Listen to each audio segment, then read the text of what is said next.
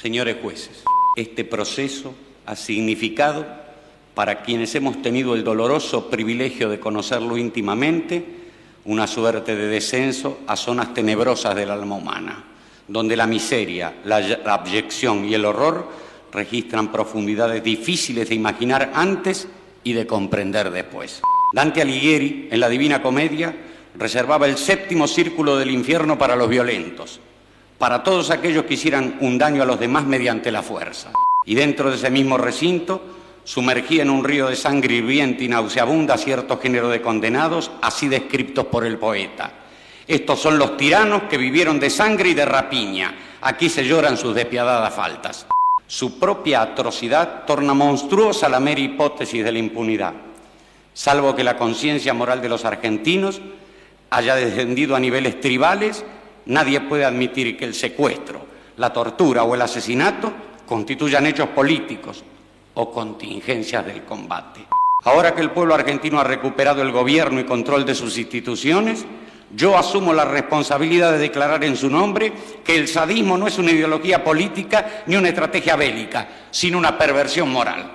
A partir de ese juicio y de la condena que propugno, nos cabe la responsabilidad de fundar una paz basada no en el olvido, sino en la memoria, no en la violencia, sino en la justicia. Esta es nuestra oportunidad y quizá sea la última. Quiero renunciar expresamente a toda pretensión de originalidad para cerrar esta requisitoria. Quiero utilizar una frase que no me pertenece, porque pertenece ya a todo el pueblo argentino. Señores jueces, nunca más. Silencio en la sala. Silencio. Personal policial, desaloje la sala. Começa agora o Meia Pantufa.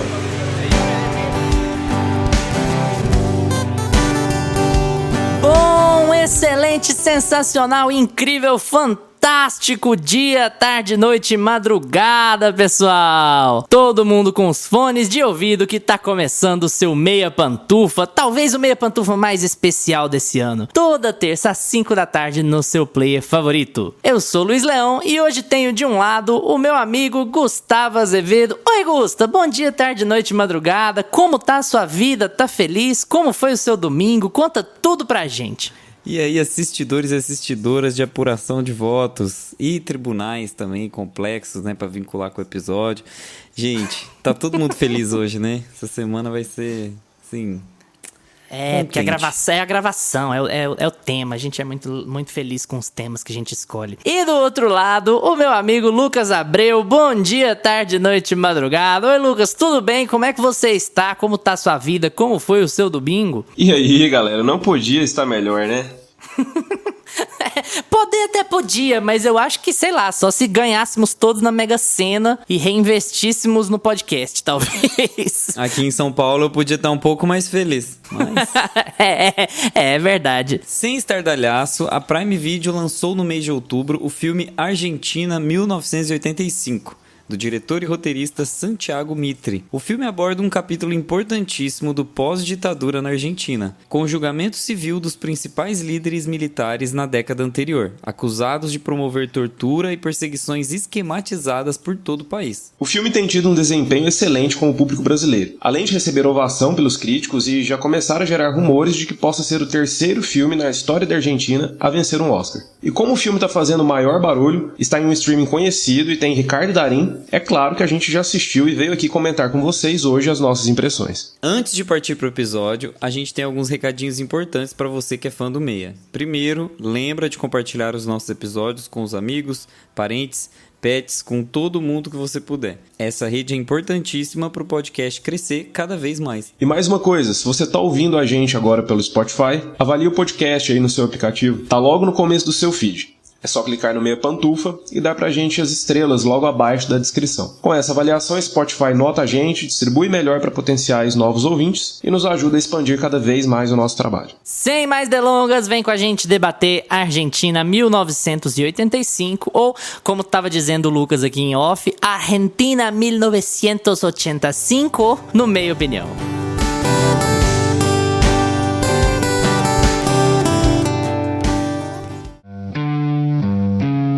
Meia opinião.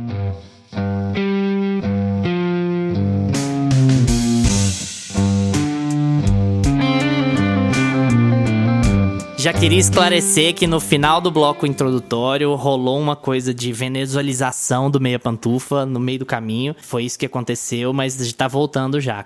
A gente vai conduzir o podcast em português, acho que esse tipo de erro não vai acontecer novamente. Eu nem deveria fazer esse alerta, mas já fazendo, evidentemente, esse episódio terá spoilers, viu, gente? Nós estamos falando de fatos que aconteceram 40 anos atrás. Então, assim, né? Não faz sentido a gente esconder coisas de filmes baseados em fatos. E uma das grandes características desse filme é que ele é realmente bastante baseado em fatos, né? Se a gente fala de ser coisas que são ou que não são chapa branca, eu acho que aqui a gente passa longe desse caminho. Mas enfim, depois eu entro na minha parte. Vamos falar um pouquinho sobre Argentina 1985, que pegou a galera aí de surpresa. Começaram a pipocar vídeos de críticos no Brasil falando do filme, levantando o filme. Assim que o Prime soltou, a Amazon não fez uma divulgação decente desse filme no Brasil. A gente acabou sabendo dele, ele acabou ganhando tração muito mais por causa dos youtubers e eu acho que não dá pra excluir o fator momento que estamos vivendo, né? Esse episódio tá sendo gravado no último dia de outubro de 2022. Então eu acho que tudo isso contou muito pro filme ser muito bem sucedido no Prime. Esse filme tava no top 3 do Prime aí na última semana, nas últimas 2 semanas, se não me engano. Muito bem qualificado, mesmo sem a Prime fazendo uma divulgação específica pra cá. Mas vamos tentar falar um pouquinho sobre cinema e, claro, também sobre política. É inevitável. Nesse caso, as duas coisas se misturam, como foi com Marighella quando a gente falou. Vou passar pra Gustavo Azevedo. Gusta, faça as honras, fala pra gente o que você achou de Argentina 1985, quem foi que te indicou, se já fui eu quando sugeri a pauta, se já tinha ouvido falar, como é que você chegou no filme e o que você achou?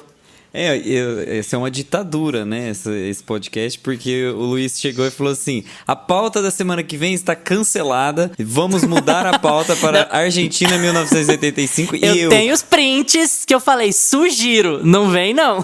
E eu, como um bom preguiçoso que sou, disse, com certeza a pauta que era de 3 filmes virou um filme, eu vou pra pauta que é um filme, que é só um dia, entendeu? Eu mostro os prints no Instagram que eu escrevi sugiro, nada de ditadura é o caralho. Eu acho que da última vez que a gente teve um tipo de filme assim foi no Oscar de 2020, né? O filme de 2019, que foi o 7 de Chicago. Eu digo assim, o último filme que repercutiu e que teve, né... Drama assim, de tribunal, né? Um drama de tribunal que teve bastante aceitação pelo público e começou a chegar nas premiações bem cotado. Também um filme de streaming. Exatamente, um filme da Netflix, né? O 7 de Chicago. E que eu gostei bastante, inclusive, desse filme também. Então, assim, eu fiz algumas comparações e concluí que, desde então, a Argentina 1985 deu um banho bonito em O 7 de Chicago. Tanto pela verossimilhança, né, quanto pelo aporte histórico que teve. Parece que o filme ele é mais denso nas peculiaridades históricas mesmo, assim. Ele vai te dando informações que você vai acreditando naquilo. Ele não é exagerado em nenhum momento, ele não tem aqueles momentos apoteóticos como a gente tinha bastante lá em O 7 de Chicago. Tô comparando aqui pra gente ter como base filmes grandes que as pessoas reconhecem e assistiram, né? Eu acho que muita gente assistiu O 7 de Chicago. Eu acho que é bom a gente até fazer uma sinopse antes de você entrar no critério de opinião. Não uma sinopse do filme, porque a gente já fez na introdução, mas assim, falar pra galera que esse é um filme ele é um drama de tribunal. Em certos aspectos ele é um drama de tribunal bem típico até. Mas pra não entrar na onda de eu não vou assistir porque é um filme muito gráfico, porque é um filme muito violento, porque é um filme de tortura e não sei o que. Ele não é gráfico. Ele é violento, porque quem assistir e não se ofender já não tem alma, mas ele não é gráfico, ele não é visual. É bom destacar isso, porque se isso afastar espectadores, gente, não se preocupem com isso. O filme não tem esse tipo de coisa. Ele é um drama de tribunal, em vários aspectos até um drama de tribunal bem típico, mas tem alguns diferenciais. Sim, bem explicado aí pelo Luiz. Ele é um filme que, apesar do seu ritmo não ser um ritmo de um filme de ação, assim, sabe? A gente teve, por exemplo, Marighella, que a gente comentou, inclusive, aqui também. É um filme que fala sobre a ditadura e era um filme explicitamente de ação. Aqui a gente tem um filme de tribunal que é um filme calmo, um filme que toma seu tempo pra acontecer, né? Ele primeiro acumula as informações para depois fechar essa história, amarrar essa história. E eu gostei muito, gosto muito de como a história é conduzida. Acho que as atuações estão excelentes. A gente tem o Ricardo Darín fazendo o 190º filme dele, sendo protagonista no cinema argentino. O 190º filme dele em que ele está excelente. Exatamente. Cara, é inacreditável. Ele é incrível. E eu saí com uma boa impressão do filme, apesar de ter algumas ressalvinhas, assim. Eu não achei o filme perfeito, eu não achei ele 100% atrativo pra qualquer pessoa, inclusive pra mim, assim. Ele não foi um filme que eu surtei, sabe? Eu não saí dele assim, meu Deus, eu preciso indicar esse filme pra todo mundo. Eu acho que ele tem o seu momento, ele é um filme muito bem executado, mas eu acho que, eu não sei se é em ritmo ou se é na própria proposta dele, que eu achei ele um pouco lento, sabe? E quando a gente tem o momento de ápice, quando a gente tem o momento de clímax, é uma leitura. Então, assim, eu tenho algumas ressalvas, assim, em termos dramáticos, estrutura narrativa mesmo, de ritmo, que me pegaram nesse filme, mas como material histórico, como material cinematográfico, eu acho que, assim, é uma das obras mais importantes de 2022, seguramente. Lucas, e aí? O que você achou de Argentina 85? E você chegou no filme do mesmo jeito que o Gusta? Você já tava sabendo? Então, eu já tinha lido algumas coisas sobre o filme, já tinha visto algumas impressões de alguns críticos que tinham acabado de assistir, estavam elogiando pra caramba. Mas eu falei, tá, vamos ver até onde vai esse filme. Se ele vai tomar a proporção que Everything Everywhere tomou, por exemplo, se ele vai pra alguma premiação, dependendo, eu assisto. Aí o Luiz já veio logo, né? Logo no dia seguinte apareceu o Luiz. Gente, vocês têm que ver esse filme e eu determino que vocês vejam. E, cara, mas eu concordo com o Gusto, o Gusto falando que é uma leitura, né? Eu lembrei do final de Loki, né? Que você chega no fim da série, é uma conversa, uma reunião no escritório, completamente anticlimático. Enfim. Nem The Office acaba no escritório, até The Office acaba numa festa. Mas eu gostei muito do filme. Eu acho esse um tipo de filmes, esses filmes de tribunal, baseado em grandes processos, né, no geral. Eu acho eles muito fáceis de ser chato. É muito fácil um filme desse ficar chato, ficar monótono e perder o interesse do público. E então, quando um filme desse, que trata um tema como esse, que apesar de ser um tema muito denso, ainda é um filme de tribunal, com muitas reuniões, muitas coisas burocráticas, a gente conversando, eu acho um acerto gigantesco, assim, conseguir fazer esse estilo de filme ficar interessante, visualmente, assim, na tela. Aqui tudo funciona pra mim, eu não consigo achar grandes defeitos nesse filme. O único defeito, assim, que eu até concordo com o Gus um pouco, é em relação ao ritmo, porque no começo ele é meio lento. Eu senti, assim, até eles reunirem a equipe ali que vai participar, que vai trabalhar no processo, eu senti que o filme tava meio lento. Mas ainda assim eu gostei dos diálogos já no início, de como eles explicam as coisas que estão rolando no filme, de como você vai conseguindo ficar bem situado ali, porque eu não fazia ideia dessa história. Eu não sabia que isso tinha acontecido. Vocês fizeram relações internacionais, né? Vocês sabem tudo aí. É foda porque não necessariamente. A gente tem uma coisa na academia, até hoje, infelizmente, mesmo a academia sendo muito diferente do que ela era, sei lá, 20 anos atrás, a gente ainda tem uma coisa meio de segmentação, sabe? No nosso curso de RI, a matéria de América Latina era uma optativa, por exemplo. Então, assim, a gente estuda muito americano, a gente estuda muito pensador, muito filósofo, muita história da Europa e do Brasil, mas a gente estuda muito pouco de América Latina, ele é muito mais direcional. Então, assim, mesmo pra quem tava vinculado à história e à RI como a gente tava, a gente também tem uma visão parcializada da coisa, sabe? Esse conhecimento sobre a história da América Latina, ele não é, nem pra quem tá na nossa área, ele é tão amplo assim. Já fica o disclaimer, né? Gente, não somos historiadores e no nosso curso de Relações Internacionais, a matéria de América Latina era optativa, então a gente não é detentor absoluto do conhecimento sobre a Argentina. E a gente vai falar sobre o filme. Isso aí. Mas eu acho que ele é um filme que ele só cresce. Ele começa ali um pouco lento, mas eu acho que já no roteiro, já nos diálogos, eles conseguem estruturar tudo muito bem e deixar a gente muito ciente de tudo que tá rolando, de tudo que tá acontecendo e entender o tema central do filme. Que eu acho que é muito importante, que tem muitos filmes desse tipo, né, esse filme de tribunal, que às vezes você fica meio confuso, sei lá, que tá rolando nos Estados Unidos, como que é feito os processos lá, como que a promotoria age. Então, às vezes a gente fica meio perdido, e aqui você não fica perdido em momento algum. Pelo menos eu não tive essa sensação. A única coisa que me incomodou mesmo foi ele ser meio lento, mas eu acho que ele toma fôlego, ele toma um ritmo bom, assim, do meio pro fim, e ele vai só crescendo. Eu terminei o filme, saí pesquisando tudo da história da Argentina, tudo que rolou envolvendo esse processo, a ditadura que rolou lá, saí indicando pras pessoas. Eu terminei o filme, assim, impactado com ele. Eu terminei com a sensação de que é um filme, apesar de não ser perfeito, é um filme muito forte.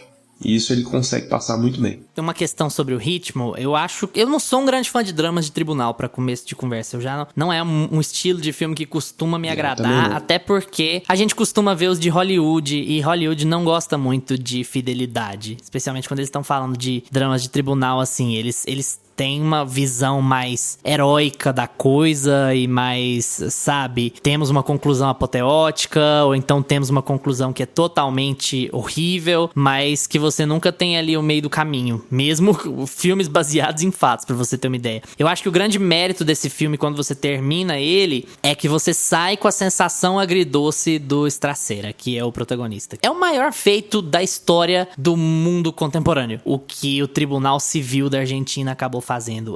Eu acho que não tem muito questionamento com relação a isso. E ainda assim, pro procurador, e imagino que pra sociedade e até pro diretor do filme que chegou com esse projeto, fica a sensação de que, ainda assim não foi suficiente. Cara, nós conseguimos um enorme progresso, mas olha aqui o engasgo, olha aqui que teve gente que se safou, olha aqui que nós tivemos problemas depois disso, tivemos esse grande momento apoteótico, mas tivemos vários problemas depois disso também. O fato de a conclusão do filme ser muito palpável, ser muito, muito real, faz com que o filme cresça muito. É completamente diferente, pegando o paralelo do Set de Chicago, daquele final breguíssimo de novela que o Aaron Sorkin pôs no filme, que o cara começa a listar um monte de nome e a galera bate palma.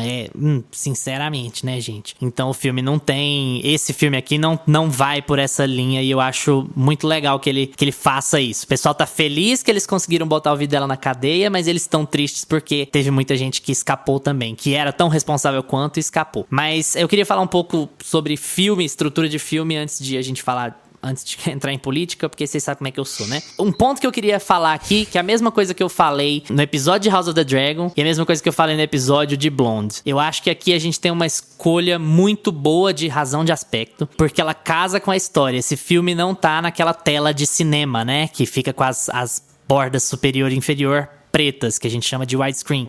Ele tá na 4x3, que é uma razão de televisão.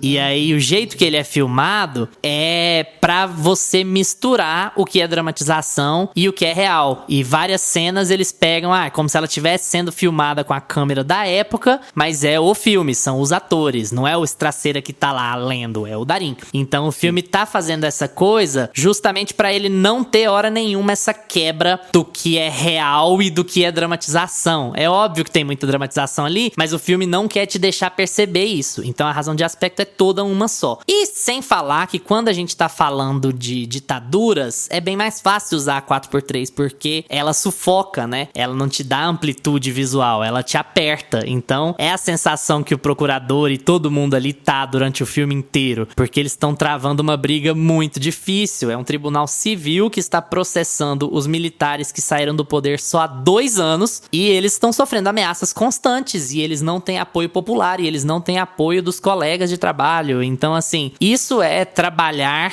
as ferramentas que você tem em prol da história que você quer contar. E o filme é muito bonito visualmente. Eu achei muito legal. Eu acho que tem escolhas muito boas ali de fotografia, gostei além muito da razão de aspecto, sabe? Concordo com o Gusta sobre atuações, por exemplo. Acho que... Eu sou muito fã do Darín. Eu acho que ele se destaca em tudo que ele faz. Não dá nem pra falar. Mas acho também que o Santiago Armas Estevarena, que é o filho dele, o Javier, ele vai muito bem no filme. Ele é muito legal. Ele tem uma participação pequena, mas é muito interessante o que o filme faz de mostrar como a paranoia e como o domínio de um governo autoritário, um governo que eles mesmos chamam de fascista, ele vai passando de geração em geração, porque isso vai refletir no filho do cara. Se o cara é paranoico, o filho dele também vai ser, sabe? O filho dele também vai ter uma visão complicada daquela situação. E o filme é muito bem calcado nessa ideia da paranoia, sabe? E é legal o Gusta falar que ele não é um filme de ação, porque realmente não acontece nada em termos da concretização das ameaças. Mas você fica muito tenso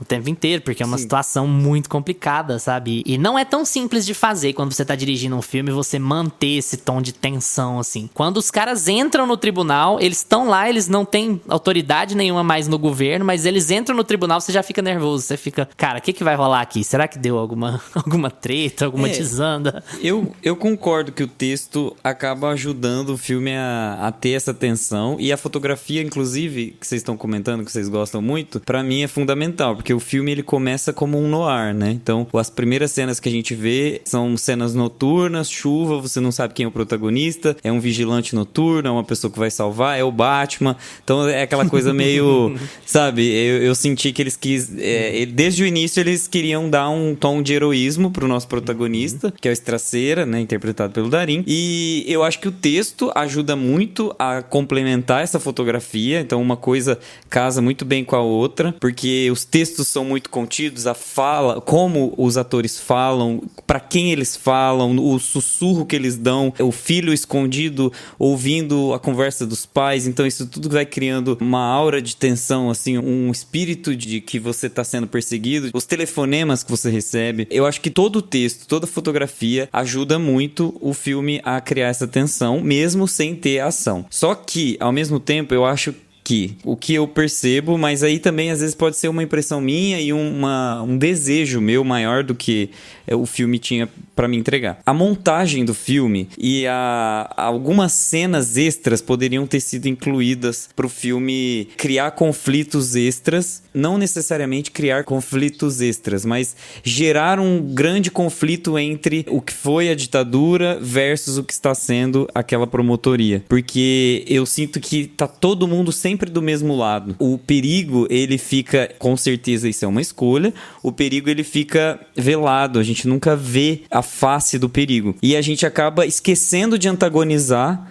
aqueles caras que estão sentados no tribunal. A gente começa a antagonizar uma ideia de ditadura. Você não tem uma personificação do mal no filme, você não tem um conflito, então você não para lembrar a cara dos atores que fizeram os ditadores sentados no tribunal. Você não consegue... Eu ia falar isso agora, cara, porque você termina o filme e você nem lembra, né, do rosto deles.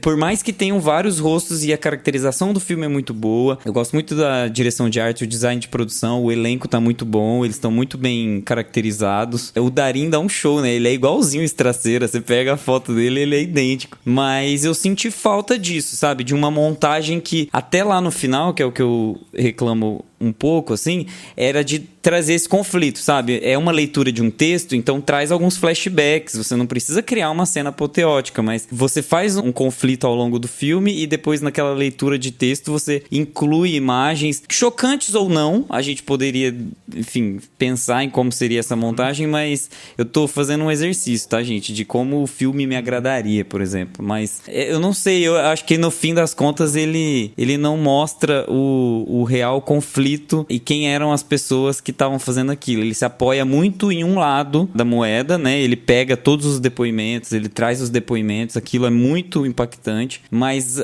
o lado B a gente não vê. Mas deixa eu passar um pano aqui. Não é nem passar um pano, deixa eu te dar um ponto de vista diferente. Me diz o que você acha. Eu tenho a impressão de que isso acontece de forma muito casada com a história. Porque a gente não pode esquecer que esse filme, ele está contando uma história de democracia. Ele está acontecendo no período democrático. Então, eu até acho que a escolha de deixar o tema muito velado e de não focar muito em coisas acontecendo, mesmo visualmente, de não focar nessa faceta do mal, ela casa muito com essa ideia de transição esquisita, sabe? O governo é democrático, mas na TV ele faz acenos ao autoritarismo, apesar de ser democrático.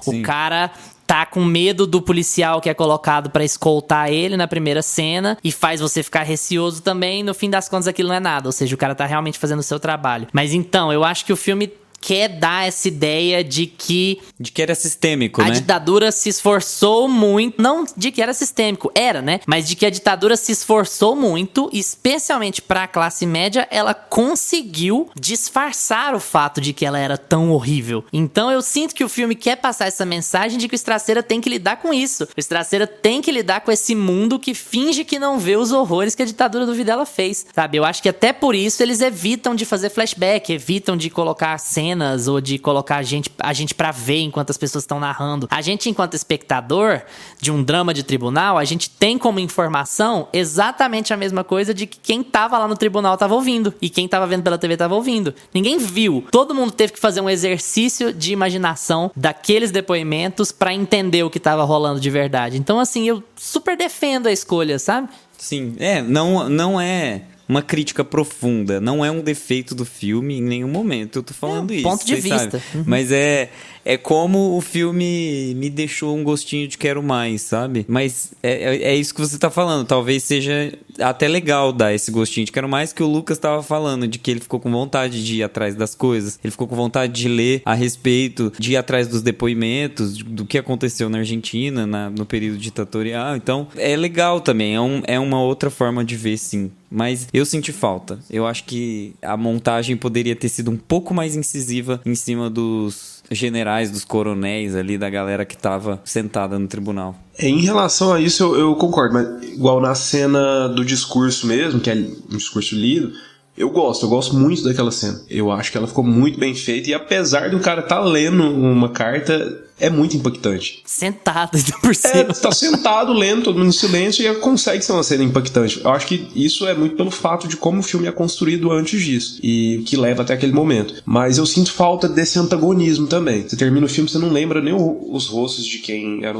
dos militares. Eu acho que por um lado é uma escolha deles de nós não vamos dar espaço pra esses caras aqui no filme, nós vamos dar atenção pra eles. Mas por outro lado eu acho que falta pelo menos um dos militares, o Videla, que é o mais citado deles, né, que era o principal, de ter uma personificação dele ali mais imponente no filme, pra gente ter esse antagonista. Eu sinto falta disso também. Mas não acho que seja um problema de montagem. É uma decisão narrativa mesmo, deles terem feito isso, mas a montagem do filme em si, a falta de flashbacks, por exemplo, de cenas expondo tudo que rola na ditadura, eu não sinto falta disso no filme. Como o Luiz falou, eles quiseram manter isso, né, de a gente ter perspectiva como espectadores, assim, a mesma perspectiva que tiveram lá no tribunal, né, de só ouvirem aquilo. A gente ser convencido pelo Estraceira também. A gente ser convencido por ele. Quer que a gente seja convencido pelo Estraceira. E não que o filme use o recurso de ser um filme pra me mostrar o quanto a ditadura era merda. Tipo assim, ó, vocês vão ver... Se tiver público internacional, que eu nem sei se vai ter,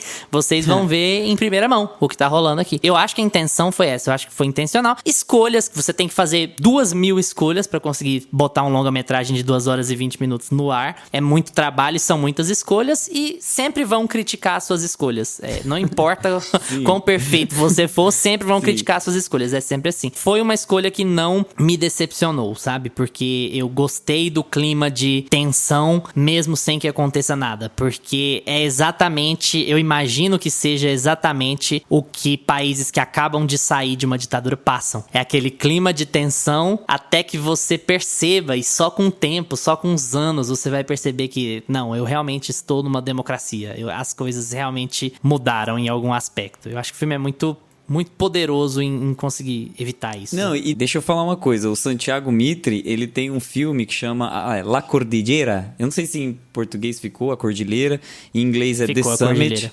Ele é um filme de 2017 que também tem o Ricardo Darín como protagonista. Ele é o presidente da Argentina, também outro tema político, e ele trata de uma viagem internacional que esse presidente faz pro Chile, e ele vai encontrar todos os chefes de estado como se fosse uma reunião do Mercosul, assim, da Unasul, uma coisa assim. E aí o drama principal do filme não é o drama que acontece na política, é um drama que acontece na vida pessoal do presidente. E eu acho que isso é um pouco o jeitinho do Santiago Mitre de fazer filme. Eu quero ver mais coisas dele, porque eu não conheço tanto, eu só conheço esses 2 filmes, mas eu vou passar a conhecer mais pra saber se é daí que ele pega a atenção, porque pelo menos o que eu senti é que a Argentina 1985 traz pra vida pessoal a tensão da ditadura.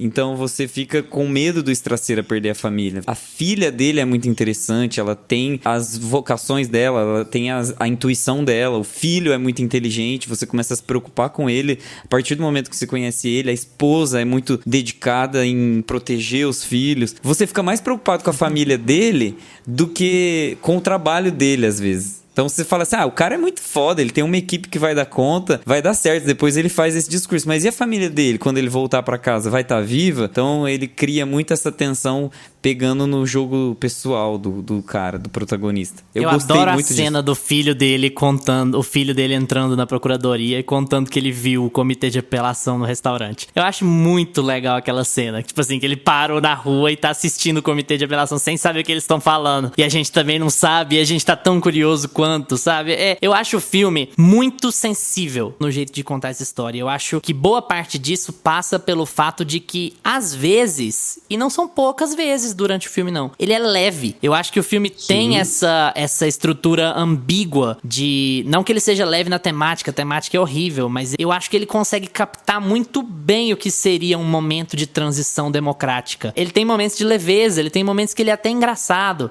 e ele tem momentos muito pesados. Então, as pessoas estão vivendo essa espécie de vida dupla. Elas não sabem ainda o quão aterrorizadas e o quão felizes elas têm que ficar, até que ponto elas podem ficar despreocupadas, até que ponto elas podem levar a vida delas normalmente, até que ponto elas não precisam estar de olho em tudo, até que ponto um pai político não precisa se preocupar que tenha um espião namorando a filha dele, que o cara só queira informação da família, só queira prejudicar a família. E aí entra a mulher dele, fala uma coisa nada, sabe? Ele recebe uma ligação com uma ameaça de morte e a trilha tá te preocupando e a câmera fecha na cara dele e você, ai meu Deus, tá começando. Aí quando ele desliga, ele vai falar pra mulher dele, olha, só nós dois que atendemos o telefone nessa casa a partir de agora, tá? A mulher dele fala, é o cara das ameaças? Já ligou um monte de vezes hoje, tá nem aí não tem nem não tem nem trabalho, não tem nada pra fazer, sabe? Então o filme te quebra as pernas direto.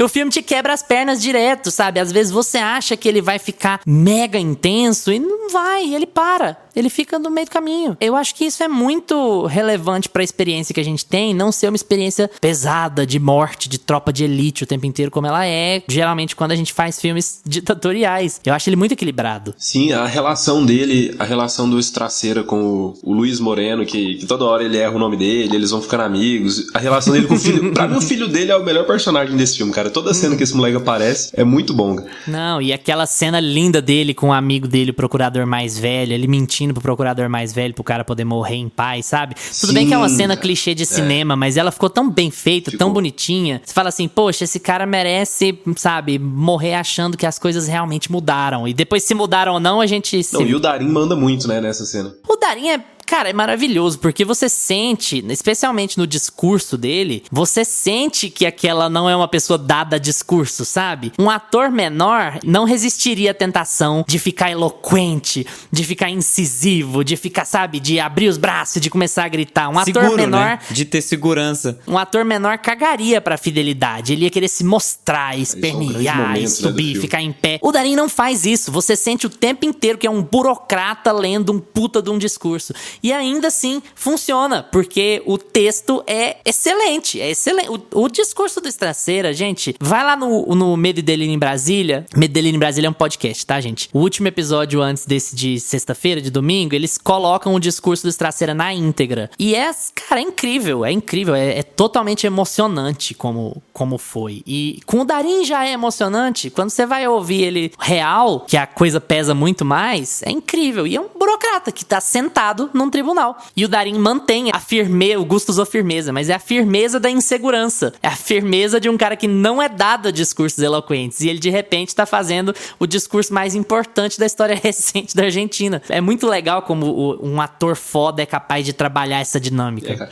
E ainda nessa questão do filme, ele tratar de um tema muito pesado, mas ele tem momentos leves, cara. Tem aquela cena do teatro, que tá ele e o amigo dele tentando... vamos... procurar aqui. Quem que pode ajudar a gente? Fala, não, descobri fascista.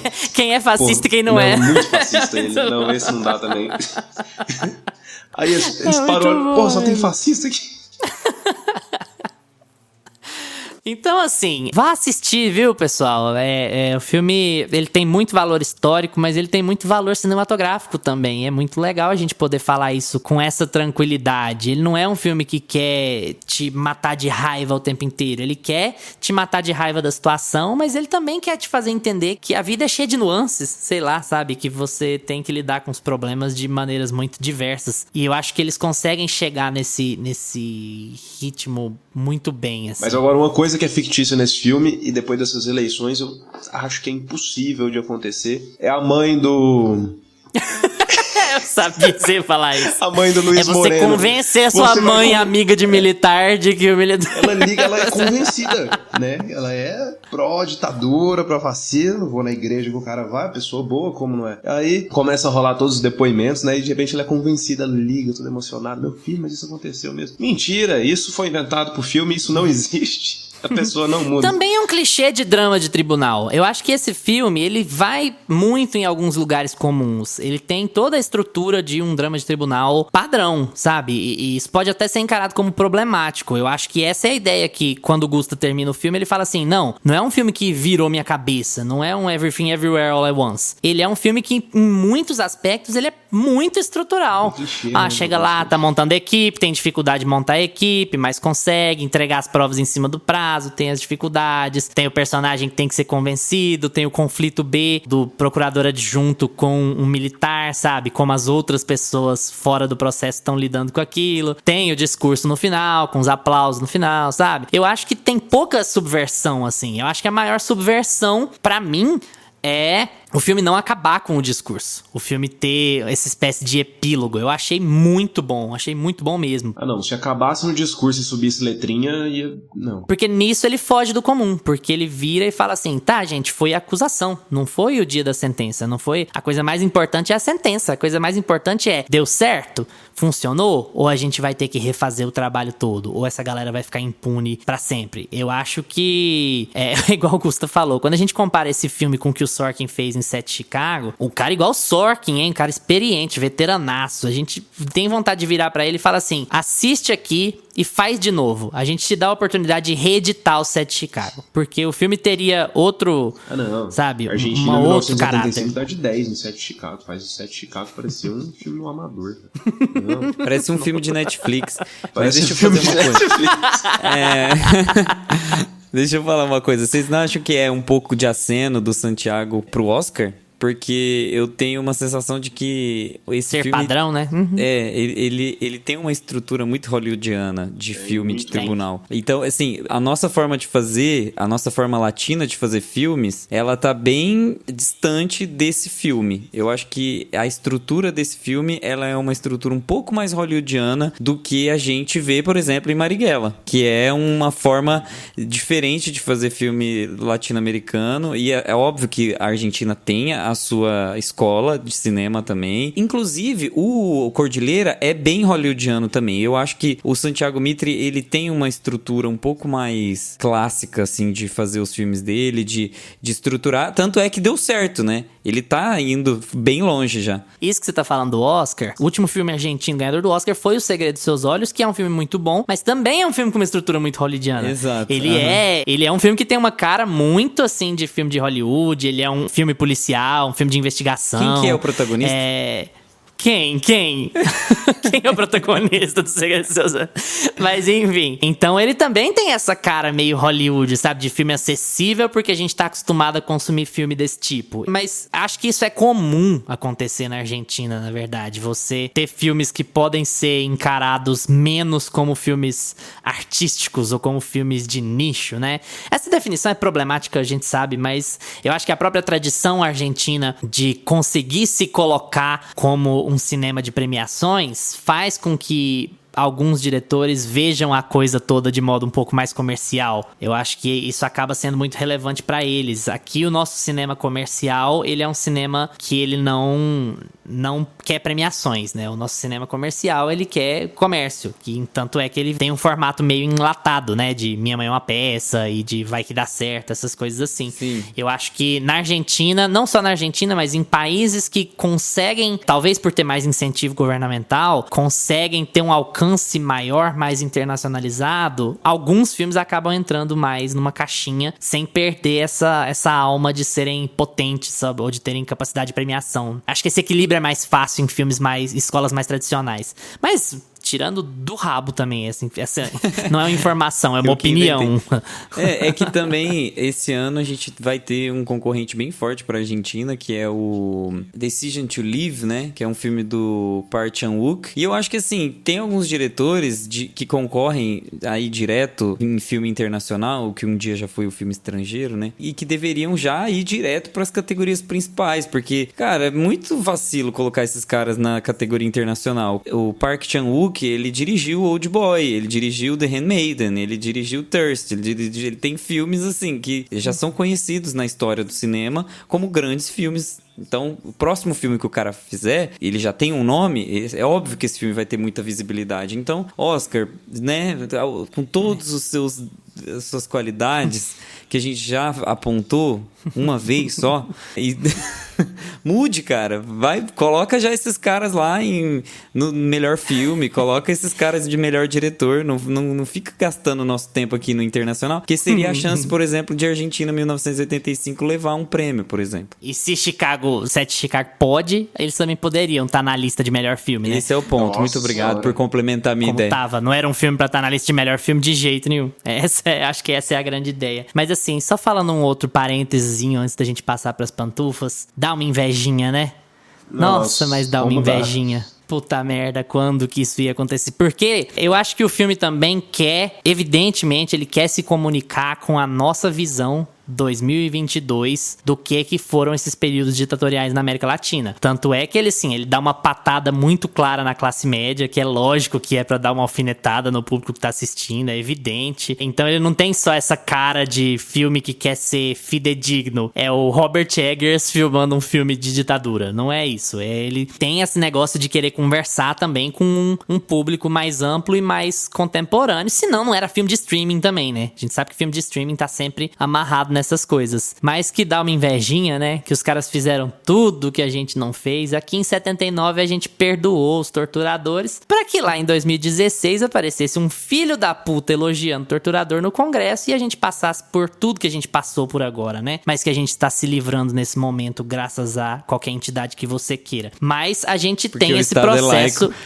Ainda. Exatamente, porque o Estado é laico. Está segurado por mais tem mais 4 chance de ser mais laico agora nos 4 anos do que tinha antes.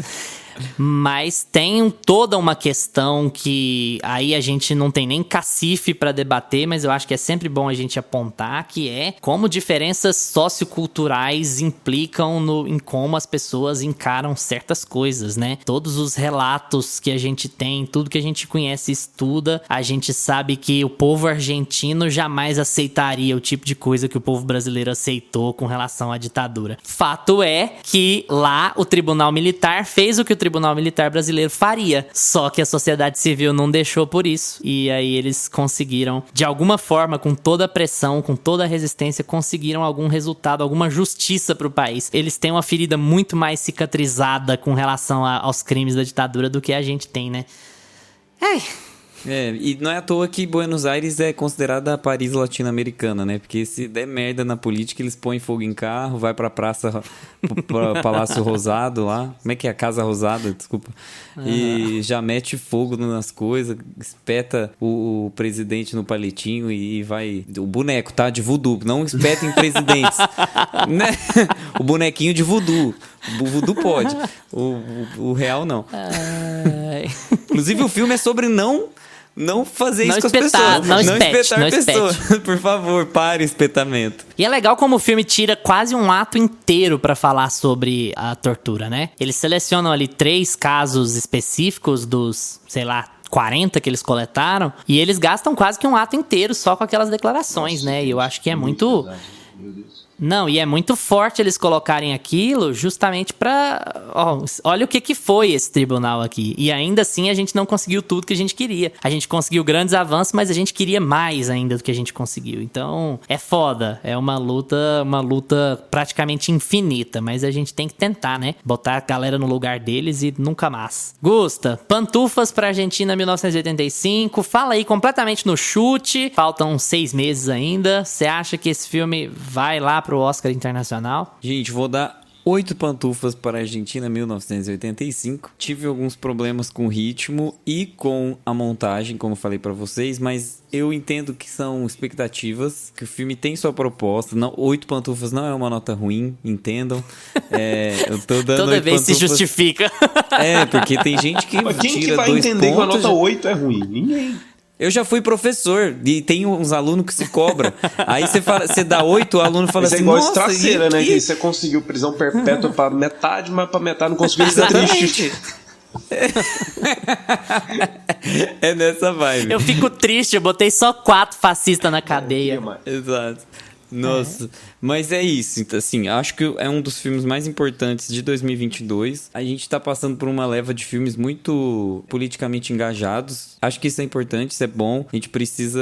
Não que a gente precise, mas é interessante ver o cinema se movimentando pra mostrar que eles têm algo a mais a dizer, além de contar uma história e fazer uma coisa bonita na tela, né? Essa mensagem tá sendo passada pra frente com um propósito, com uma visão...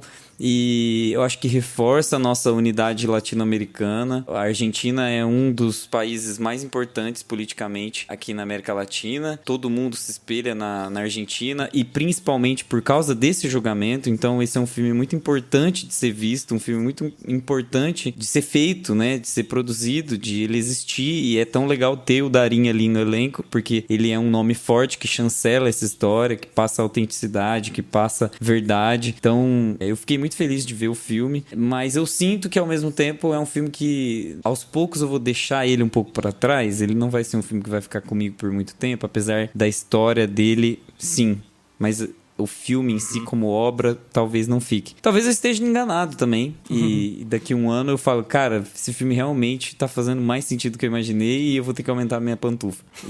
Mas é isso, por enquanto é isso que eu tenho para oferecer para vocês. Eu sei que vocês vão dar mais, eu sei. Só porque você falou em unidade latino-americana, eu acho que tem uma coisa que não pode passar abatido. Tem muita gente que já sabe disso, é uma história antiga, mas tem muita gente que também não sabe. O Darín é um ator de tanto calibre que ele foi convidado pra fazer filmes em Hollywood. E numa época que isso não era tão comum assim. Mas ele recebia roteiros de diretores americanos pra produzir nos Estados Unidos e era, o traficante, o chefe da quadrilha, o outro traficante, o amigo do traficante. E aí ele falou, não faço. Vocês acham que eu vou aí pra indústria de vocês? Eu tenho aqui minha vida, meu trabalho, meu dinheiro, meu emprego, minha família, minha casa. Vocês acham que eu vou aí pra indústria de vocês pra ficar reforçando estereótipo xenófobo sobre o meu país, a minha cultura? Jamais, não vou. Então, assim, ele jogou fora conscientemente uma oportunidade de ser um ator ainda mais bem pago, ainda mais relevante por conta de sua identidade enquanto argentino. Eu acho que essa história nunca pode passar em branco porque às vezes é sobre isso também, né? Às vezes a gente tem que pensar, muitas vezes a gente tem que pensar muito mais no que é certo, no que é moral, do que no que vai nos dar ganhos pessoais, individuais de curto ou médio prazo. Lucas, suas pantufas e Oscar, o que você acha? Eu vou de 8 pantufas, copiar o Gustavo de novo. Eu gostei muito do filme, mas eu acho que essa questão dele ser um pouco lento ali no começo, e também eu tenho essa impressão também de que ele não é um filme que vai ficar tão marcado assim na minha cabeça como obra cinematográfica. Ele me impactou mais pela história dele mesmo, mas é um filme que eu não tenho muitos defeitos pra ele, assim, tecnicamente. As atuações pra mim estão todas ótimas, principalmente os dois principais e o filho do Estraceira. Pra mim eles estão ótimos no filme, eles roubam a cena. O Darín, né, não tem nem o que falar. E a montagem também não tem muito o que reclamar. Eu gostei muito da fotografia, de como eles constroem toda a narrativa pra chegar naquele momento. Mas eu acho que faltava esse antagonismo mais presente ali também. E no geral eu acho que pra Oscar, cara, não sei se ele vai aparecer tanto, viu? Eu acho que ele pode ter ali, aparecer em estrangeiro, óbvio. Eu acho que ele vai estar lá em filme internacional, mas fora isso, cara, eu Eu gostaria que ele tivesse em roteiro, pelo menos. Pelo menos roteiro eu acho que ele tem chance pra estar. Mas vamos ver, né, como é que vai ser. Eu não boto muita fé, não, de que ele vai concorrer, de que ele tem grandes chances, não, pra melhor filme, melhor direção, esse tipo de coisa. Mas quando eu te pergunto mais em nicho mesmo, sabe? Mais em Oscar de melhor internacional. Melhor filme internacional. Porque nos outros, a gente sabe como é que é o Oscar, eu acho né? que tem grande chance. Também não é métrica. Grande chance. O Oscar também não é métrica pra bosta nenhuma, né? Não é, o filme não precisa ser bom ou ruim só porque ele foi ou não Talvez Oscar. a gente tenha uma surpresa de ator. Talvez, muito remotamente, se o lobby for muito bom, mas é muito, muito distante da realidade. Mas eu acho difícil ver um filme internacional mais forte que esse ano. Hein? Tem esse do Park Chan-wook, que é o Decision to Live, que ele tá muito cotado, né? Ele é como se fosse um filme meio de detetive dentro de um romance, dentro de uma história ali de romance meio tradicional. E aí parece que esse filme tá indo bem nas premiações, tá indo bem nos festivais. Pode ser que desponte por ser do Park Chan-wook, mas é o que eu falei. Eu acho que... Né? Já tem a torcida dele. Os asiáticos estão com tudo. Dá prêmio pra chinês, dá prêmio pra japonês, pra coreano, dá prêmio. Inclusive, vocês tratem logo de assistir Marte 1. Marte 1 foi o filme escolhido pelo Brasil, mas provavelmente não vai, tá meio embaixo nas principais cotações, mas é um filme lindo. Nossa, Marte 1 é um filme maravilhoso. Eu vou dar 9 pantufas, e eu vou dar 9 pantufas porque eu estou avaliando esse filme dentro de seus pares, que são os dramas de tribunal. Porque eu não gosto de dramas de tribunal. Eu geralmente acho que eles são filmes muito pouco dinâmicos, eles são filmes que se afetam muito mais a interpretações exageradas de atores do que propriamente a importância dos tópicos que estão sendo discutidos. Às vezes é mais importante o Sacha Baron Cohen fazer uma gracinha no tribunal do que eu livrar ativistas dos direitos civis. Eu acho que os filmes acabam perdendo um pouco essa nuance, essa dinâmica. Eu geralmente não gosto de dramas de tribunal. Não sei se o timing de lançamento do filme foi perfeito, se é toda a situação que a gente tá passando, se é toda a mensagem de invejinha que o filme deixa pra gente, pra nós brasileiros, se é o fato de ele estar sendo bem sucedido no streaming nesse momento, sendo um filme tão político, porque os filmes morrem de medo de ser políticos, porque eles morrem de medo de não vender e de ninguém assistir. Então eu acho que todos esses fatores pesam muito pra eu dar 9 pantufas. Eu acho que o filme tá longe de ser perfeito quando a gente fala de estrutura, mas eu acho que são as próprias amarras do tema, da estrutura de drama de tribunal. A estrutura de drama de tribunal te dá muito pouca margem pra você ser inventivo ou pra você ser revolucionário, porque sem parecer farsesco. Como a própria estrutura limita a inventividade do filme, eu não posso avaliá-lo mal por não ser inventivo, né? Então eu acho que o filme entrega muita nuance, muita dinâmica, ele é leve e pesado, ele é forte e é suave, tudo nos momentos que tem que ser. Ele é muito bem atuado, eu acho que ele é muito bem conduzido, ele é muito bem filmado e é um filme, assim, extremamente relevante pro mercado latino-americano. Tomara que ele venda ainda mais. Pessoal, ele está disponível no Prime Video. Eu sei que a maioria de vocês aí tem Prime Video, super acessível, não precisa pagar nada extra lá. Quero aproveitar para fazer uma crítica à porcaria do Prime Video, que põe o idioma em inglês quando você começa.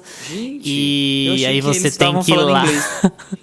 E aí você tem que ir lá e pôr em espanhol. O Gusta tinha feito essa crítica, acho que sobre o Star Plus, quando a gente gravou aqui, que não tinha a aba de idioma original. É a aba, você tem que adivinhar qual é o idioma do filme. Se você for aleatoriamente, você não vai assistir. Isso é um puta do problema. Então era que o filme começou em inglês, eu tive que ir lá pôr em espanhol. Eu também. Aí depois eu fui aqui assistir How I Met Your Mother e tava lá, que estás, Barney? Barney, que hablas com essa chica? E aí, cagada, né? Streaming tem que ser... Mas considerando a merda que o Prime Video era antes, eu acho que é até um progresso o jeito que a plataforma tá agora. Estou fugindo do tópico à toa. Eu acho que é isso. O filme é um filme excelente. Ele vale total a pena ver, pra gente ver um filme bem conduzido, bem trabalhado, que conta uma história muito forte e que passa invejinha em brasileiros, mas que o discurso do Estraceira acabe igual o nosso discurso vai acabar aqui. Nunca mais. Nunca mais. Nunca mais. Nunca mais.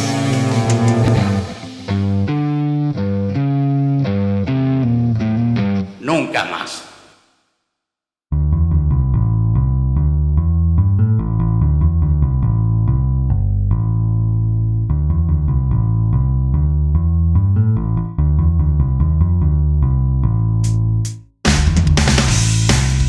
E aí, pessoal, já assistiram Argentina 1985? Gostaram? Então vamos trocar uma ideia no Instagram ou no Twitter, @meiapantufa, porque a gente responde tudo que aparece por lá. Valeu pela atenção de vocês. Tchau, Gusta. Tchau. Tchau, Lucas. Adiós.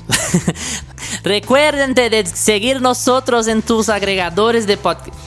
Desculpa, gente, venezuelei aqui. Lembrem-se de seguir a gente no seu agregador de podcasts preferido: Spotify, Apple for Podcast, Deezer, Amazon Music, também conhecido como Música de la Amazônia. Terça-feira, martes, nosotros volveremos com mais Media Pantufa para vosotros. Adiós! Este podcast tem locuções de Lucas Meleiro e Carla Ribeiro, e edição de Luiz Leão.